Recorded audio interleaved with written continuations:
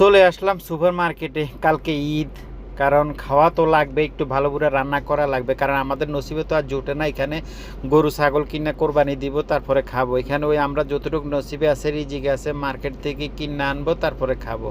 তাই সুপার মার্কেটে চলে আসলাম, দেখি কিছু গোশ, ভালো গোশ পাওয়া যায় কিনা। আইসা দেখি যে অবস্থা, গোশ তো পছন্দই হয় না। কি কিনবো, তারপরে মানে দেখতে আসি বিভিন্ন ইয়েতে। তারপরে চলে আসলাম মাছ, দেখি কি মাছ কিনা যায়। তাও মাছের একই অবস্থা, দেখি ওরা কি দেখে কি উঠায় নেই এগুলো, না কি আল্লাহই জানে। হয়তো কোরবানি ঈদ দেখে ওরা ভালো মাংসগুলো উঠায় নিয়ে জানে সবাই কোরবান দিবে, এত বেচা কিনা হবে না, এই জন্য উঠায় নেয়, সিম্পল রাখছে। তাও আসলাম সবজির বাজারে। সবজির বাজারে এসেও দেখি সব নিরামিষ।